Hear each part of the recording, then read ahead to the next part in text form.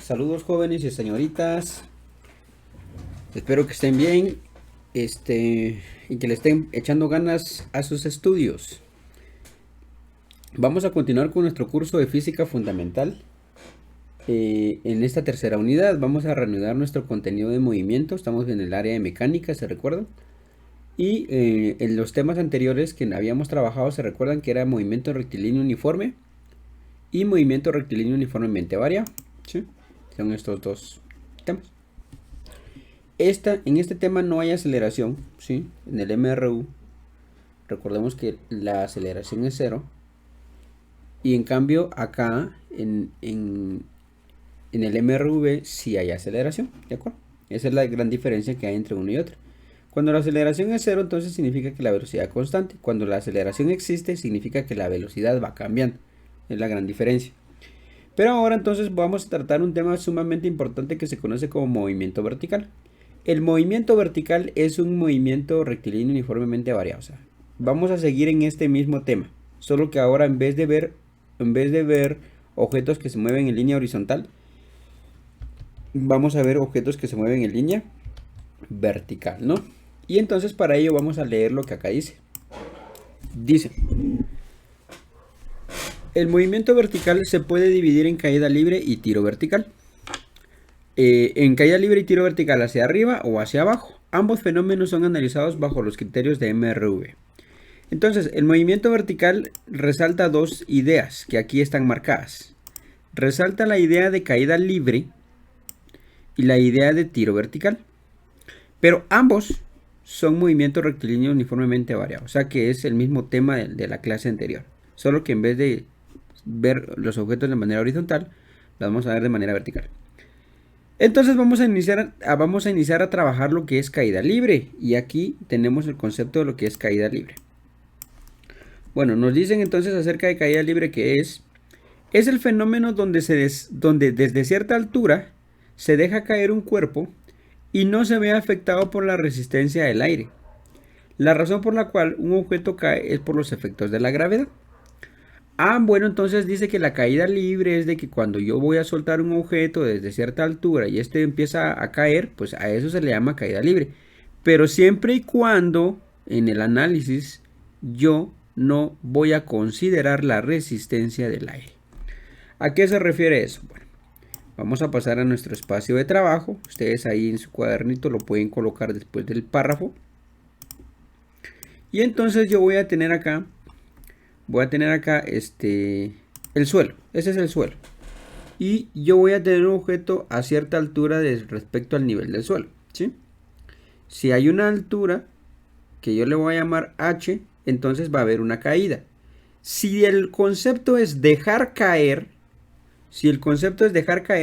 significa que usted va a soltar un objeto. Y si va a soltar un objeto es porque el objeto tenía movimiento cero, o sea, su velocidad inicial era cero. El objeto empieza a caer por culpa de un factor importantísimo que se introduce ahora, que se conoce como gravedad. ¿De acuerdo? Los objetos caen por efectos de la gravedad. Y sucede que esta gravedad va a afectar a todo objeto que está en la superficie de la Tierra. Entonces, el objeto empieza a caer hasta que llega al suelo. Y cuando llega al suelo llega con una velocidad final. Para que eso suceda tiene que transcurrir un tiempo. Y entonces vean que están los mismos parámetros de lo que es el movimiento rectilíneo uniformemente variado. Hay velocidad inicial, hay velocidad final, hay tiempo y hay distancia. Solo que la distancia ahorita se llama altura. Y la gravedad es el nuevo parámetro que se incluye en este tema. Los objetos caen por efectos de la gravedad. Pero para poder analizar este tema vamos a suponer que en el medio de caída no va a haber aire. Porque si el aire está presente, entonces la caída no sería libre. Porque el aire estaría afectando. Pero en este caso la caída libre dice que no va a haber resistencia al aire. Ya entendido eso, entonces vamos a tratar de entender lo que es la gravedad. La gravedad es una fuerza. Ojo que la gravedad es una fuerza.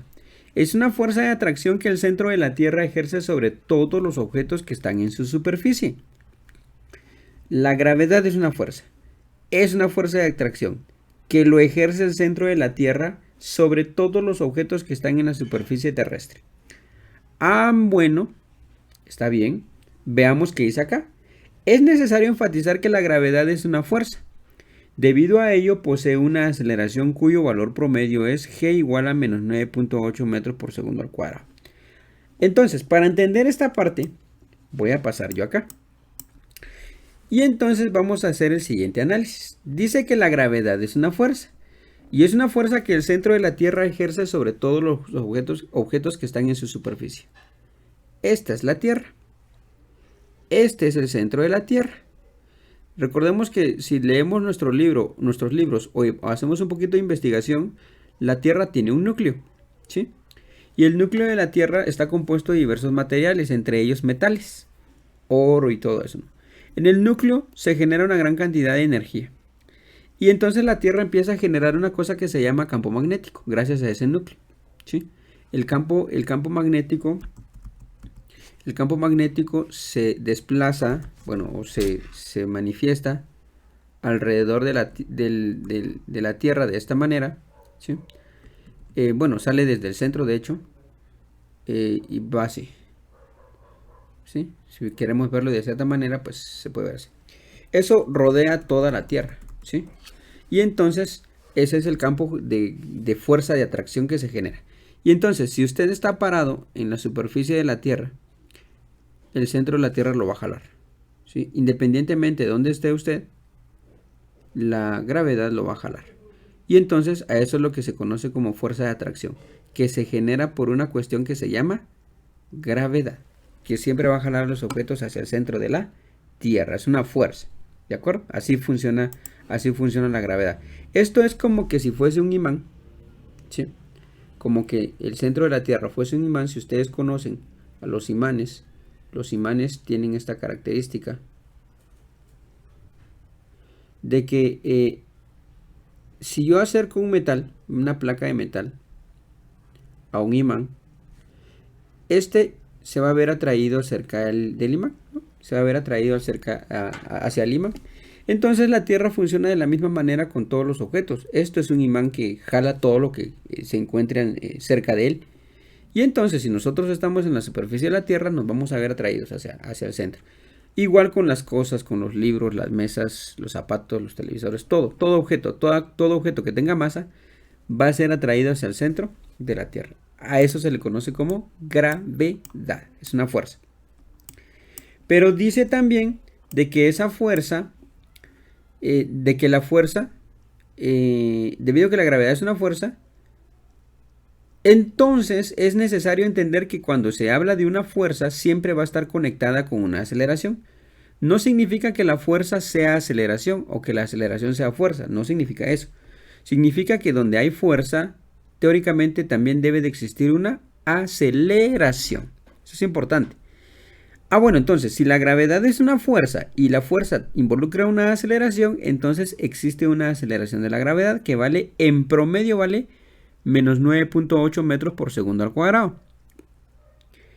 Entonces, debido a que cuando un objeto se somete a efectos gravitacionales, aquí faltó una palabra de repente, bueno, una letra, era efectos gravitacionales, y se ve afectado por una aceleración constante, entonces se analiza como movimiento rectilíneo uniformemente variado.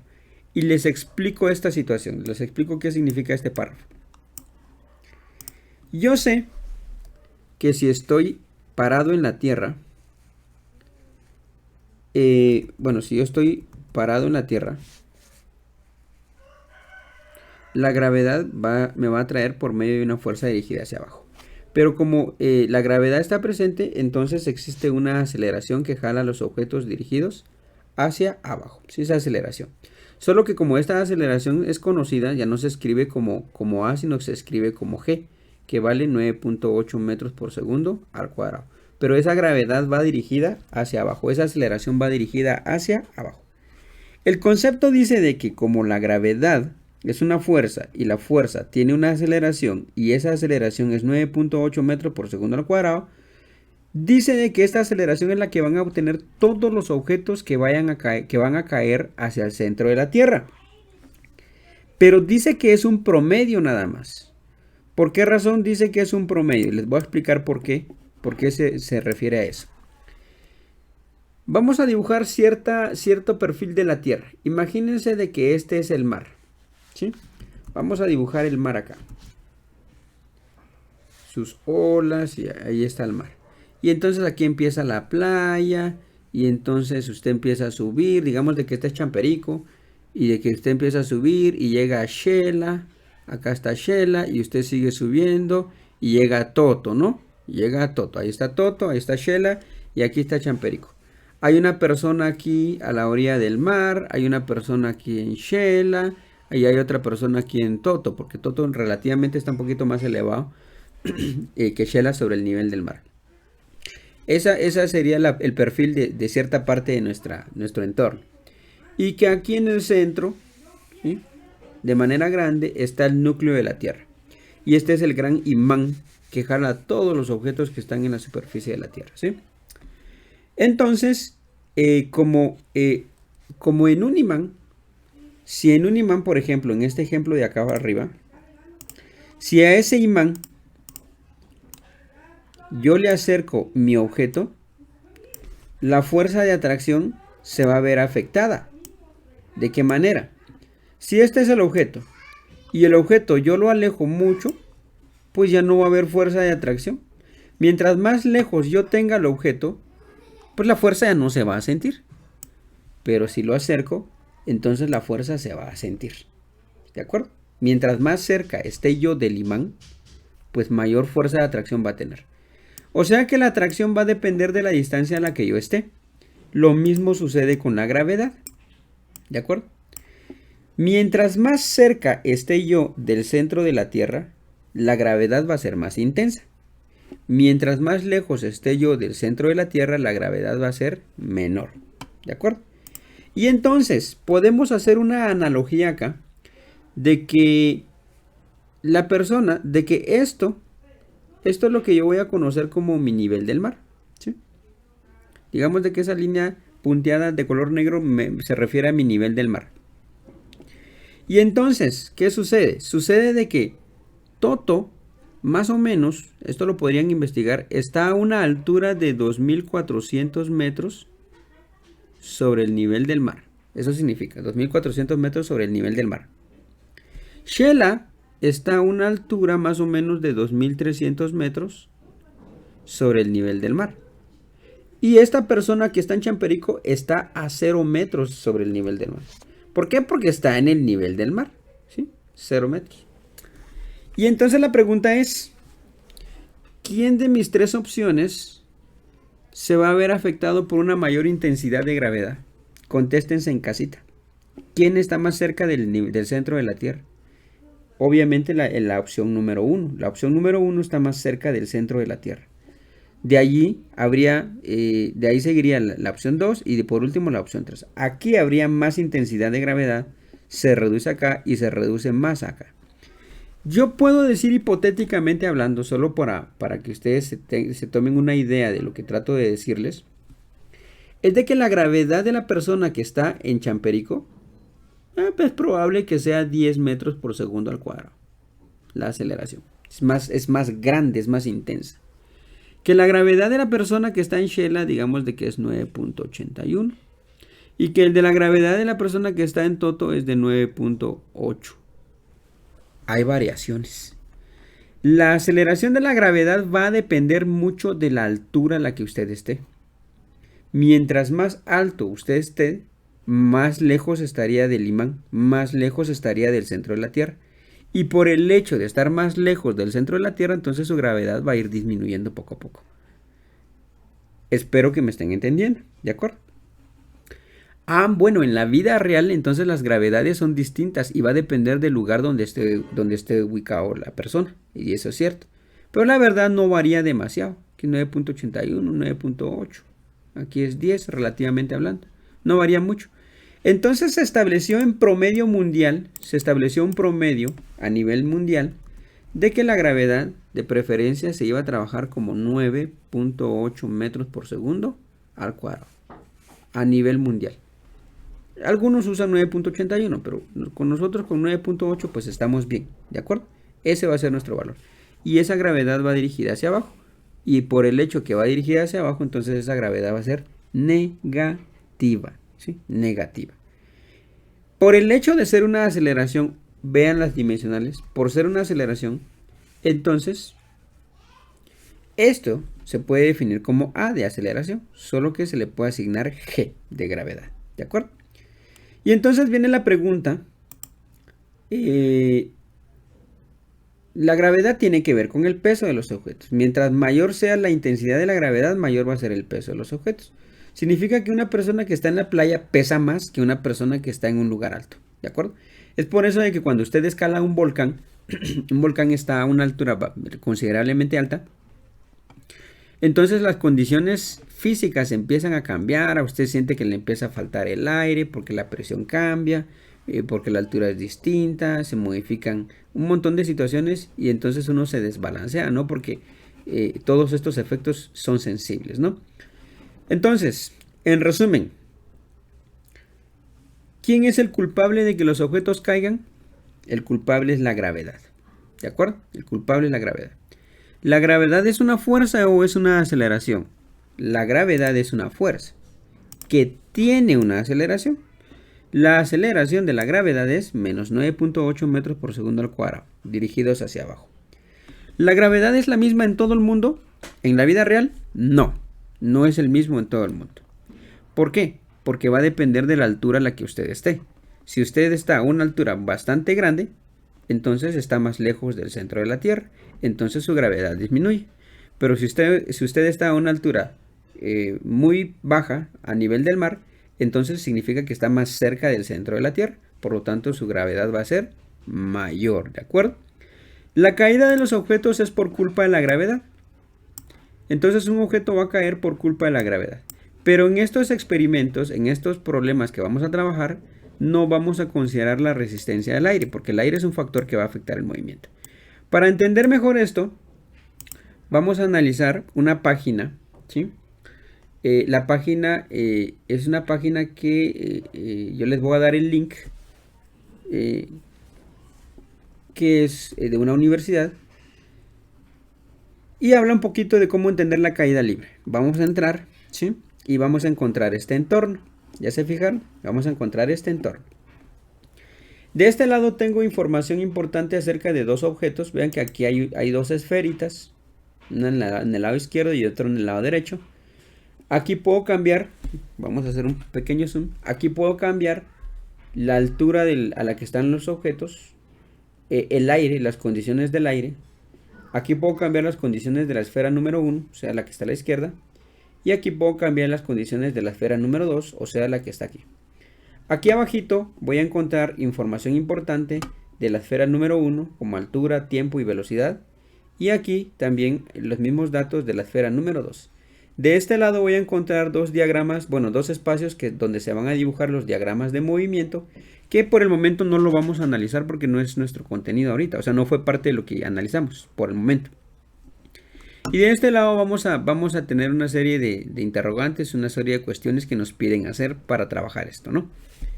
Quiero explicarles lo que es caída libre. Ya sabemos que es por culpa de la gravedad.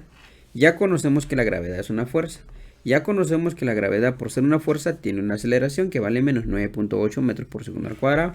Ya sabemos que la gravedad va a ser más sensible cuando está a niveles del mar. Ya sabemos que el aire afecta a la caída de un objeto.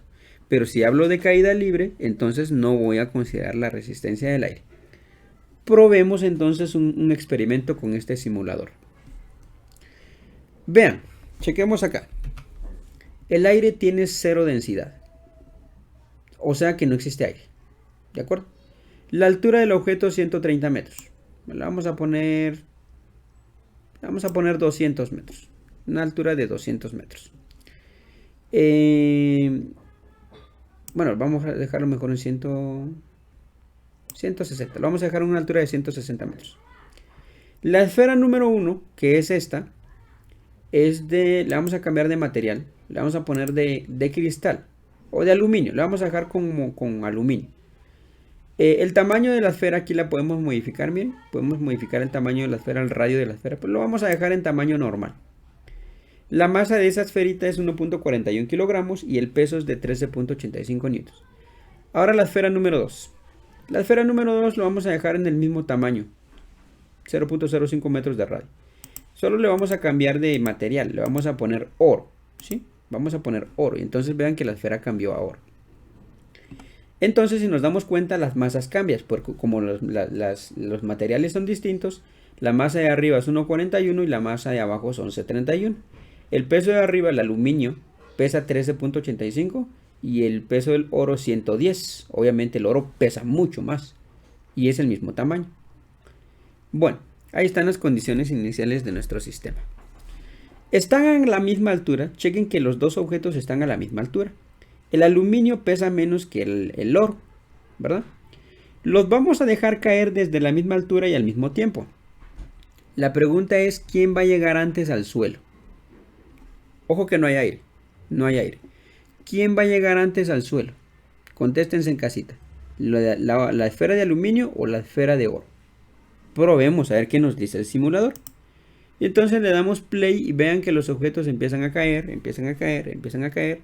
Y llegaron al punto 0, al nivel 0. Veamos los datos que nos dio el simulador. La altura en la que está acá en la esfera número 1 es 0 metros. Tardó 5.5 segundos en caer y llegó con una velocidad de 50.8 metros por segundo. Esos son sus datos. Veamos los datos de la esfera 2. La altura en la que está son 0 metros. El tiempo que tardó son 5.5. Ojo que es el mismo tiempo. Y la velocidad con la que llegó es 50.8 metros por segundo. Y llegó con 50.8 metros por segundo. Chequen de que llegaron al mismo tiempo, llegaron con la misma velocidad.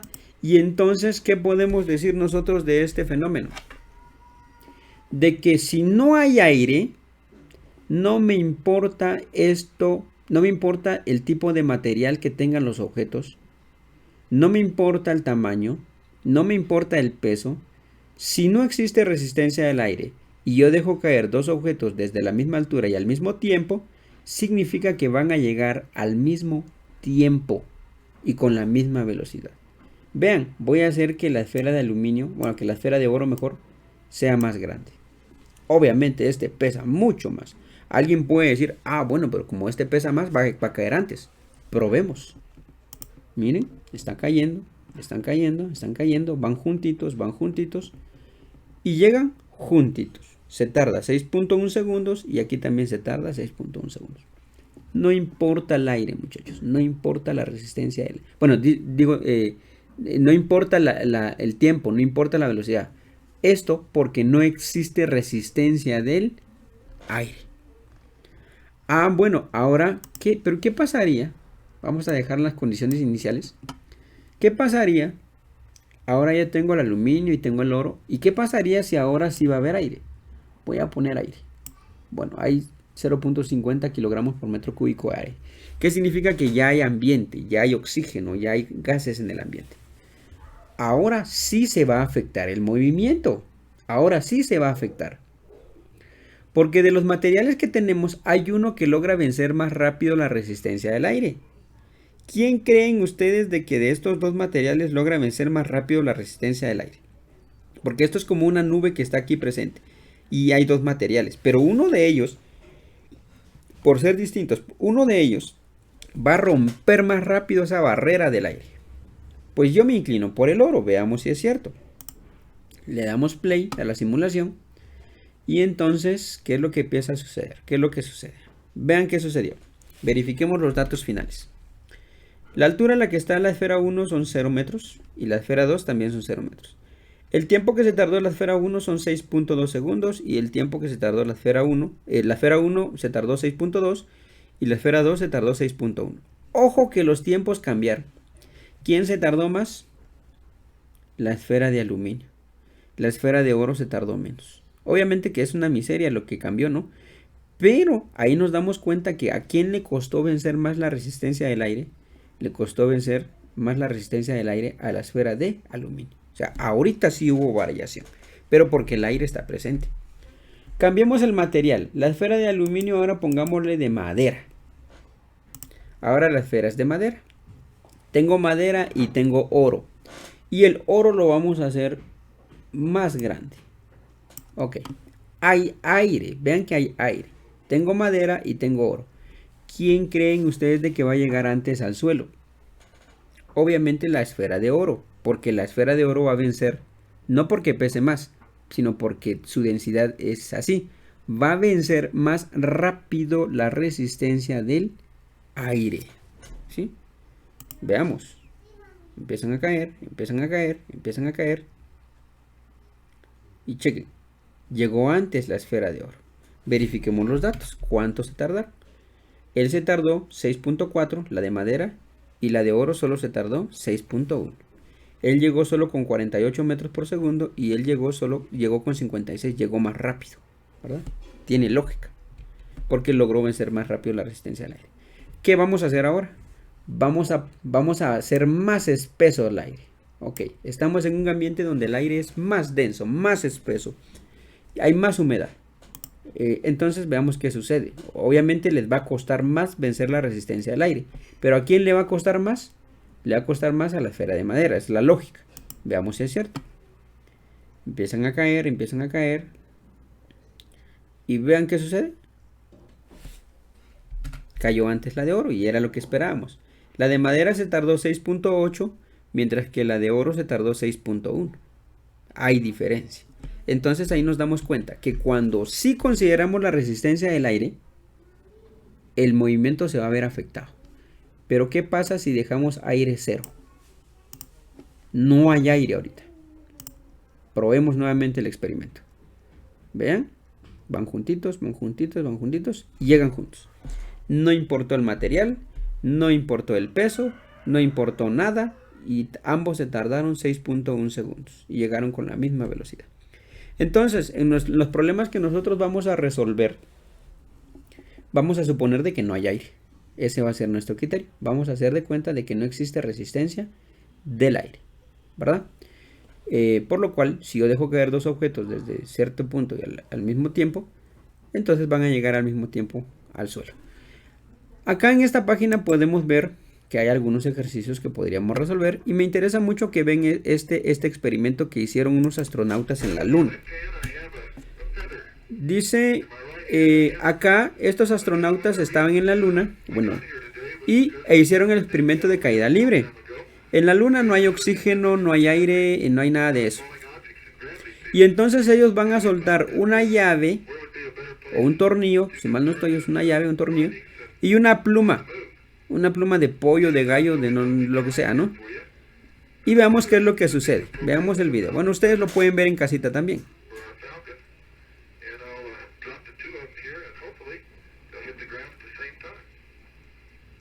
Miren, en el video se puede apreciar de que tanto el tornillo o la llave junto con la pluma llegaron al mismo tiempo. ¿Por qué sucedió eso? Porque en la luna pues no hay aire.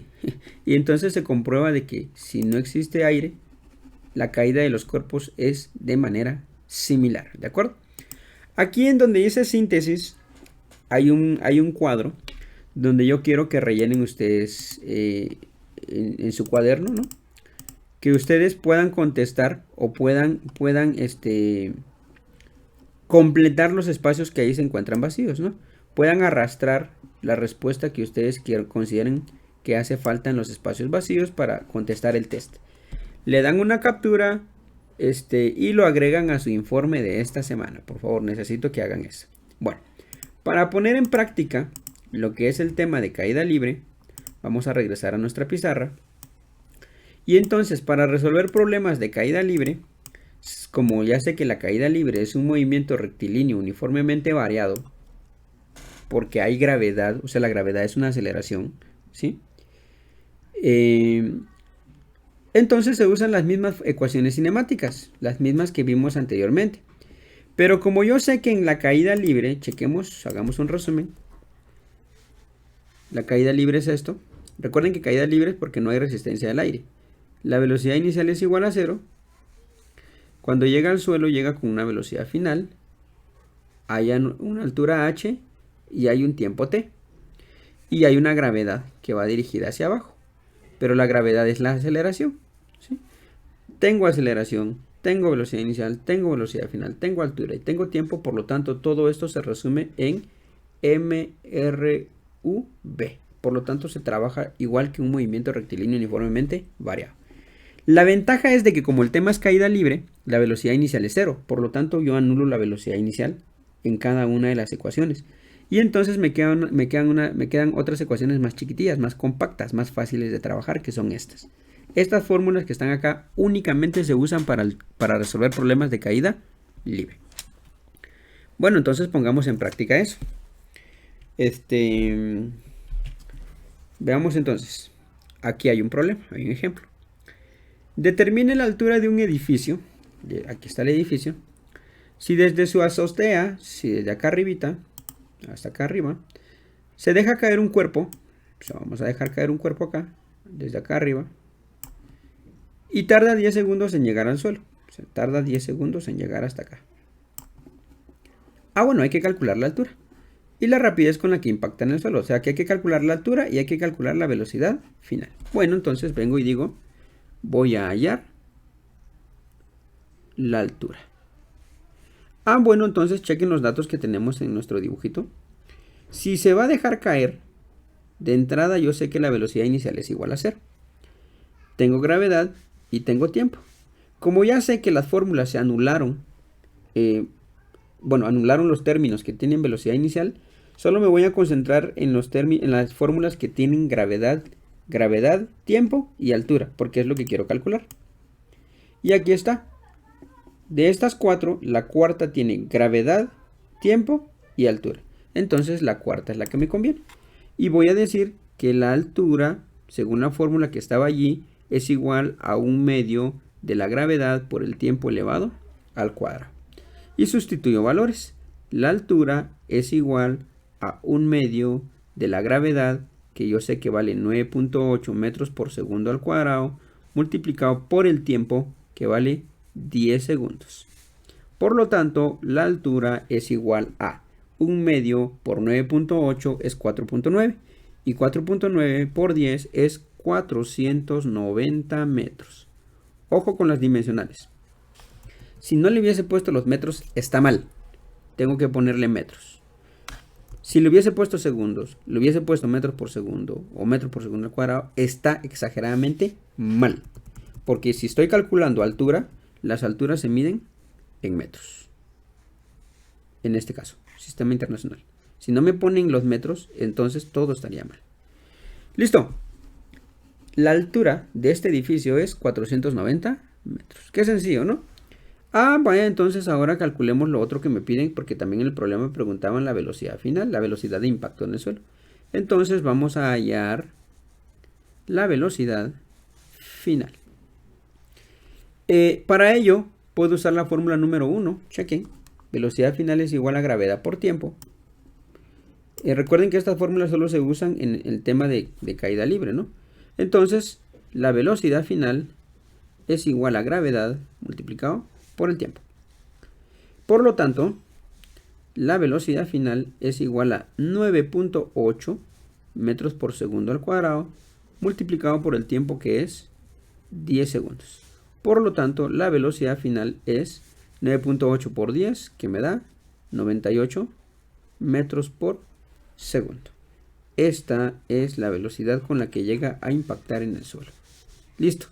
Esas serían nuestras dos respuestas a las preguntas que nos estaban planteando, ¿verdad? Muy importante eso. Vean qué sencillo es resolver problemas de caída libre.